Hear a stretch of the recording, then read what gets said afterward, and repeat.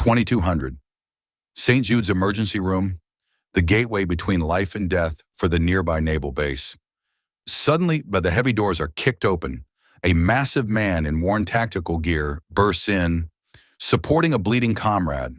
The air freezes, staff scramble. As Nurse Elena Voss steps forward to assess the trauma, the man's eyes narrow. He sees a young woman, calm, unassuming. He snaps, "Call someone experienced. My brother doesn't have time for a rookie." Elena doesn't argue. She doesn't flinch. She simply pulls her gloves higher, and as she rotates her wrist, he sees the faded ink. He stops breathing. Truth arrives. The high desert of the Nellis Range doesn't care about your rank, your budget, or your reputation. It only cares about your preparation and your ability to respect the physics of the environment. The training exercise, codenamed Iron Horizon, was designed to be a multi-day test of endurance, cross-unit coordination, and raw tactical ingenuity. It involved 3 different SEAL platoons, aerial observation assets, and a specialized Overwatch team positioned on the highest peaks of the jagged landscape. The 80 SEALs weren't standing in one tight, vulnerable group. They were dispersed in small, highly mobile elements, trying to navigate a terrain that looked like a shattered landscape of red rock and ancient dust. Among the Overwatch team was Chief Petty Officer Elena Cross. At 34, Elena was a ghost within the naval special warfare community. She didn't seek the spotlight in the mess hall. She didn't tell war stories at the local dive bar. And she certainly didn't care about being the center of attention during the mission debriefs. She was the person with the weathered wind book, the ballistic calculator, and a gaze so steady it felt entirely mechanical. Elena was a quiet professional, a sniper who treated her long-range rifle not as a weapon, but as a surgical instrument designed for one thing: the preservation of her brothers through the neutralization of threats. To the younger, high-octane SEALs moving through the valley below, Elena was often seen as just the observer. Some of the more arrogant operators, riding the high of their recent qualifications, saw the Overwatch position as a secondary role. The people who stay in the back, clean and dry, while the real work happens in the dirt and the blood. During the pre-mission briefing at 4 o'clock, a few of the rookies had even joked about her role in the day's exercise. "Don't let the sniper fall asleep on the glass today, Chief," one had whispered with a smirk, his AOR-1 camouflage still crisp. "We're going to be moving too fast for you to even find us in your scope. Just keep the coffee warm."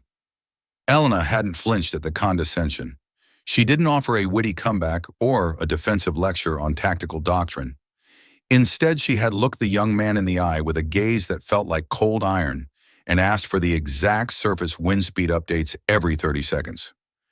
The elevation differential to the second decimal and the precise direction of the late afternoon sun. To her, ego was a variable that didn't help with ballistics.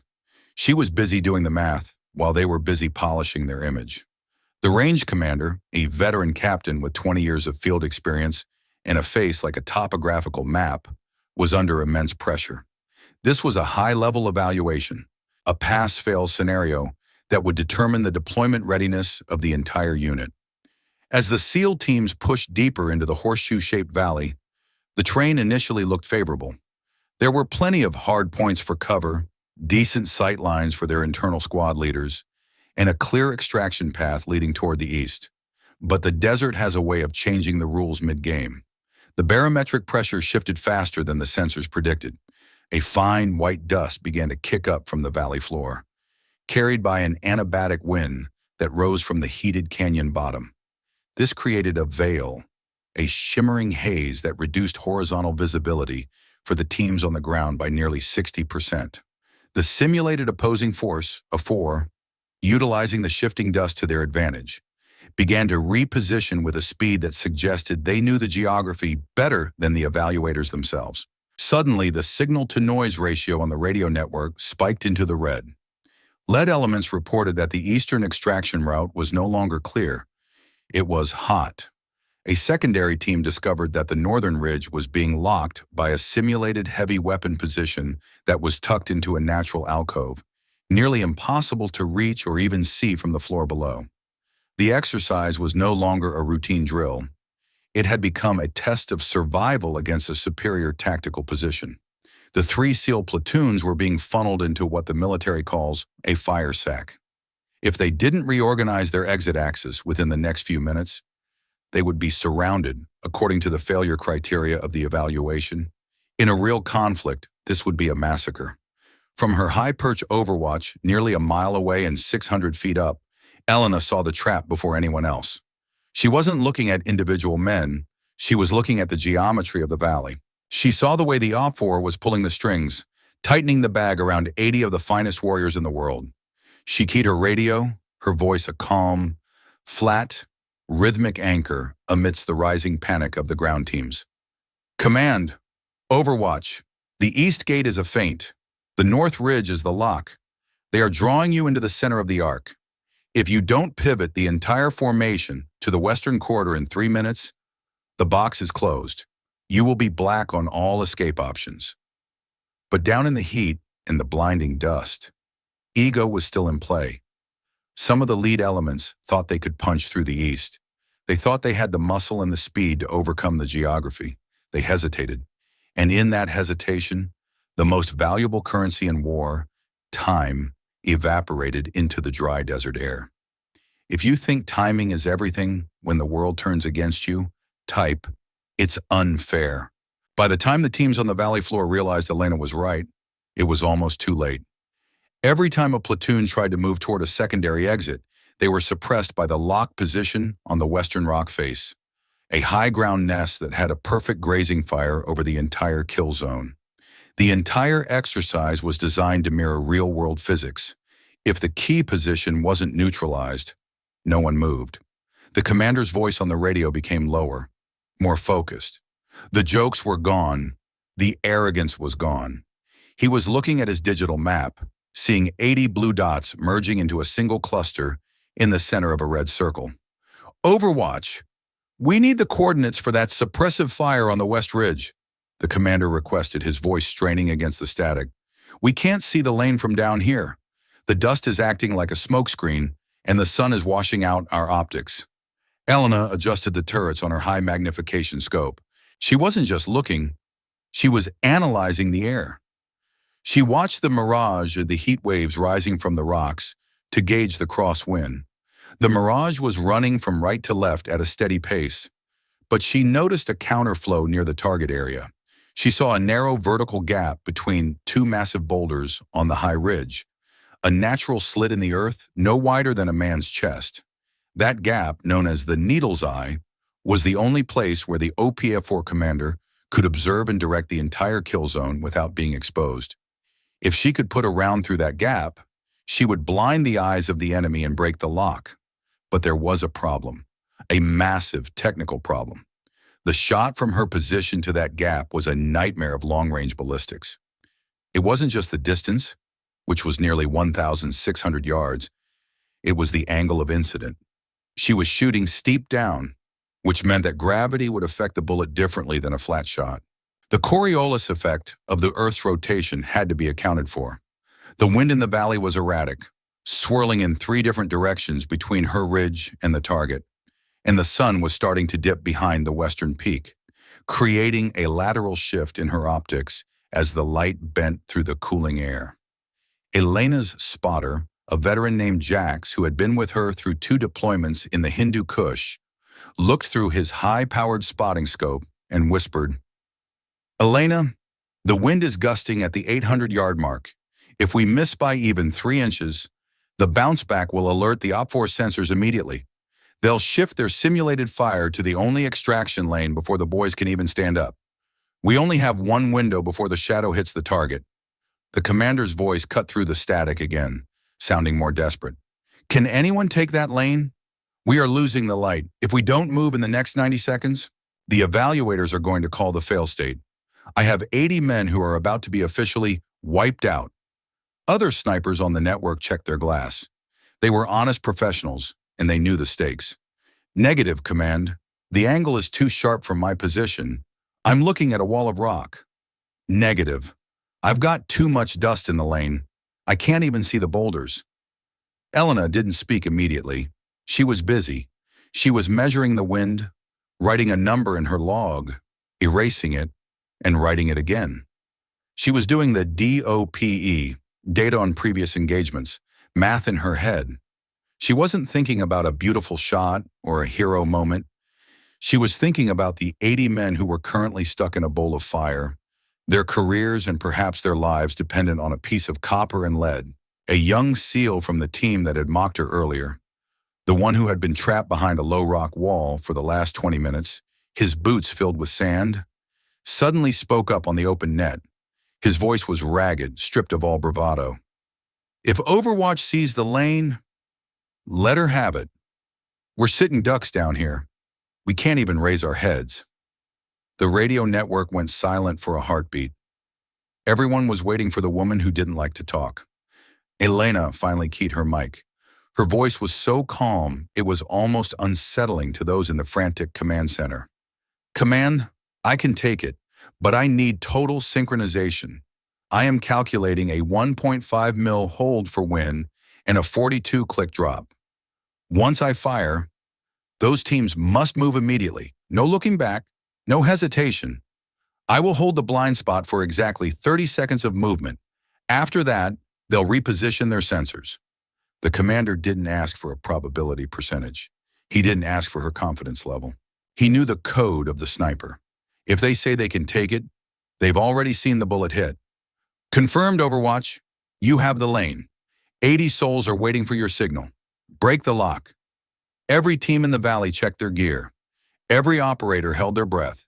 The entire training range, miles of desert and rock, suddenly felt like it had shrunk down to a single variable, a piece of lead traveling at 2,800 feet per second through a swirling, treacherous wind toward a hole in the rocks that most people couldn't even see with the naked eye. If you realize the difference between a marksman and a hero is the weight they carry, type, "I was wrong." Elena entered her bubble. This was the psychological space where the heart rate slows, where the lungs stop their involuntary movement, and where the mind becomes a singular extension of the rifle's cold steel. She wasn't looking at the target anymore. She was looking at the atmospherics. She waited for a specific gust of wind to die down, a lull that lasted only a fraction of a second, signaled by the way a small patch of sagebrush half a mile away stopped its frantic dancing. She knew the wind would return with a vengeance, but she also knew the exact millisecond it would hit its low point. She adjusted her elevation turret. 2 clicks of elevation for the cooling air, 3 clicks of windage for the spindrift. Her spotter, Jax, was counting her breaths. Not out loud, but through the rhythmic tapping of his finger on the spotting scope. He was her external brain, her second set of eyes. In the command center, General Harrison stood over the digital map. He was a man who hated losing. He watched the infrared camera feed from a nearby drone hovering at 10,000 feet. He saw the 80 SEALs crouched in the shadows of the valley floor, coiled like springs, waiting for a sound that wouldn't come from a rifle, but from a result. The shot everyone feared wasn't just about the distance, it was the binary risk. If Elena missed, the 80 SEALs would be forced into a massive failure extraction, which in a real war meant 60% casualties within the first 3 minutes. The shot was the bridge between a tactical miracle and a strategic disaster. It was a burden of responsibility that would crush a normal person. Elena squeezed the trigger. She didn't pull it. She didn't jerk it. She increased the pressure with the pad of her index finger until the rifle surprised her. The recoil was a familiar, heavy shove against her shoulder, a physical manifestation of the energy released. The sound was a sharp, thunderous crack that echoed off the ridges and rolled through the valley like a dying god's groan. Down in the valley, the 80 SEALs didn't hear the shot initially. The sound wave was traveling slower than the bullet. They only heard the radio transition. "Impact," Jax whispered, his eyes never leaving the spotting scope. But the real confirmation came from the command center, where the general was watching the drone feed. "Target neutralized. The needle's eye is dark. The west ridge is blind. Move! Move! Move!" The valley exploded into motion. 80 SEALs, moving in a perfect, synchronized dance of tactical withdrawal, surged out of the trunk. They didn't run in a straight line. They cut diagonally through the new corridor Elena had opened for them. The lead teams covered the rear teams. The rear teams covered the flanks. A system that had been boxed in and paralyzed only minutes ago was now a flowing river of lethal precision. Elena didn't stop. She didn't celebrate. She didn't even take her eye off the glass. She stayed on the rifle. As the teams moved, she provided micro-direction over the radio, her voice now the only thing keeping the formation together. Team Alpha, pivot left at the second outcrop. There's a blind spot there for another 20 seconds. Team Bravo, keep low. You're silhouetted against the sinking sun. Stay in the shadows of the north wall. Team Charlie, don't stop at the second ridge. Push through to the wash. You have clear air for 100 yards. The commander listened to her voice as he ran with his men, his lungs burning. He realized that Elena didn't just see a target. She saw the entire game board. She was reading the terrain like a conductor reads a complex musical score. She was managing 80 different lives simultaneously. A young officer in the command center turned to the general, his face pale with shock. How is she reading the movement vectors that fast? She's providing directions before the teams even reach the obstacles. It's like she's predicting the future. General Harrison didn't take his eyes off the screen. She isn't reading the movement. She's creating it. She knows where they have to go to stay alive. She's been doing the homework while everyone else was talking about the weather. She knows the soul of this range better than the people who mapped it. Within 90 seconds, the surrounded formation was a memory. The SEALs had reclaimed the high ground. They had bypassed the primary fire sack and were now in a position to counterattack if the exercise called for it. The evaluation was no longer a failure. It was a textbook example of an Overwatch-led extraction. When the teams finally reached the secure extraction point at the edge of the range, a heavy, reverent silence fell over the radio network. It was that specific military silence that happens after a catastrophe is avoided by a razor-thin margin. The commander requested Elena return to the base camp for a debrief immediately. He didn't want to wait until morning. As Elena walked into the debriefing tent later that evening, her rifle over her shoulder in his drag bag and her windbook tucked under her arm, she was met with a sea of exhausted faces. One veteran SEAL, a man who had survived 3 wars and seen everything the shadow world had to offer, looked at her and said softly, "That was the shot everyone feared, Elena. No one else in the teams would have even pulled the trigger at that angle." Elena set her book on the table and looked at the topographical map. "No, sir," she replied quietly, her voice devoid of pride. "It was just the shot the mission required. If we didn't take it, the 80 souls behind the glass would have been the price of our hesitation. I just didn't want to pay that bill." That was the biggest twist for the men in the room. They realized Elena wasn't a secret legend or a super soldier with magical powers. She was something much more terrifying to an enemy, a person who truly understood the nature of the debt she owed to the team. She hadn't fired to impress the general. She hadn't fired to prove her skill to the rookies. She had fired because she had calculated the cost of 80 lives and decided that her fear of failure wasn't worth more than their survival. She had mastered the code of the Overwatch. If you believe true skill is about knowing when the team needs you most, type, "I owe you." The debriefing room was thick with the scent of adrenaline, sweat, and desert dust. The 80 SEALs were filing in, looking exhausted, but their eyes were different now. The judgment was gone. The skepticism that had permeated the camp for the last week had been burned away by the heat of that one bullet. The young rookie who had mocked Elena at 4 o'clock approached her as she was cleaning her optics. He didn't have a smirk on his face anymore. He looked at her windbook, then at her hands, which were still perfectly steady, showing no signs of an adrenaline dump. "Chief," he began, his voice low and sincere, "I was wrong, completely wrong.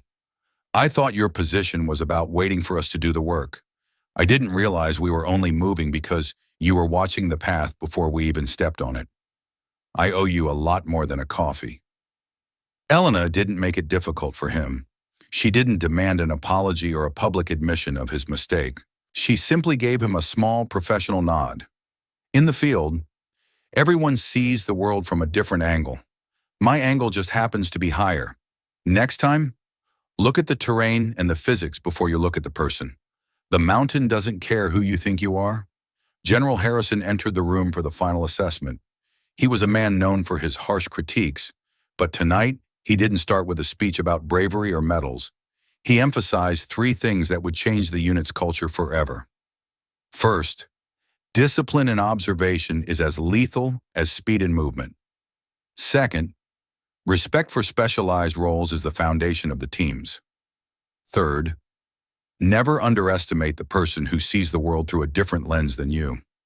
Most people in this room were looking for a way out, the general said, his voice echoing in the quiet tent as he looked at the entire group. Chief Cross was looking for a way forward. That is the fundamental difference between a marksman and a professional. A marksman hits the target. A professional hits the target that saves the unit. Tonight, we are all here because of a professional. As the SEALs looked over Elena's wind charts and ballistic notes later that night, they realized the sheer amount of work she had done before the first shot was ever fired. She hadn't gotten lucky. She hadn't made a miracle shot. She had prepared for the impossible for 15 years. She had spent thousands of hours studying the way light bends through air and the way wind swirls around red rock. Elena didn't receive a medal that day. There were no cameras from the news, and there were no promotions handed out on the spot. But as she walked out of the debriefing tent toward the transport trucks to pack her gear, something happened that meant more to her than any piece of ribbon or medal. One by one, without a word, 80 of the best warriors in the United States military stood up. They didn't cheer, they didn't shout, they didn't clap.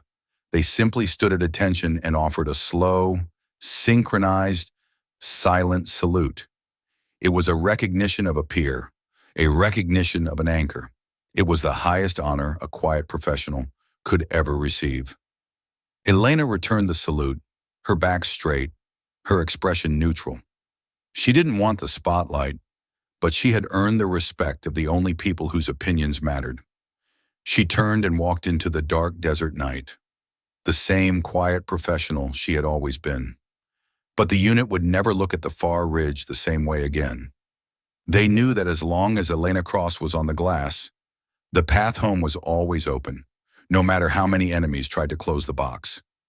If you believe the strongest person in the room is often the one who says the least, type, "I will live better." The story of the shot that saved 80 SEALs isn't really about a bullet, or a rifle, or a training exercise. It's about the way we value each other in high-pressure systems. It's a powerful reminder that the person furthest away might be the one who sees the situation most clearly. It's a lesson that true competence doesn't need to brag, it doesn't need to shout, and it doesn't need to prove itself until the exact moment the world starts to break. In our modern life, we are often surrounded by noise. We are taught that to be a leader, you must be loud. To be important, you must be in the center of the frame. We judge books by their covers and professionals by their vibe, often ignoring the quiet experts in the corner who are busy doing the math and watching the horizon. But Elena Cross reminds us of a deeper, more profound truth that our society often forgets. True strength is the ability to remain calm when everyone else is screaming for a solution. Real skill is a debt you pay to the people around you. It is the iron discipline to focus on the result rather than the recognition. It is the understanding that your value isn't measured by your words, but by the safety you provide to those who depend on you. When you look at the people in your own life, your colleagues, your mentors, your neighbors, remember the overwatch. Remember that the person you might be dismissing as too quiet or just a background player might be the same person who will one day take the shot that saves your future. They are the silent pillars that hold up the world while everyone else is busy taking credit for the view. Respect isn't a gift you give to someone with a loud title or a fancy office. It's a recognition of the character they show when the sun is setting and the wind is swirling in 3 different directions. It is the acknowledgement of the work done in the dark so that others can live in the light. So, don't judge the cover. Value the character. Because when the box starts to close and the exit routes are hot, you won't be looking for the person who talked the most during the briefing. You'll be looking for the one who stayed on the glass, did the work, and waited for the exact second to change everything. Be that person. Be the quiet professional in your own world. Be the anchor that the team doesn't even know they have, until the moment they can't live without you. Because in the end, the world doesn't need more noise. It needs more people who know how to hold the line in silence. If you believe the quiet professionals who make the hardest decisions under pressure deserve recognition, leave a comment below. And if stories like this remind you that real skill is often calm, disciplined, and unseen, don't forget to subscribe for more.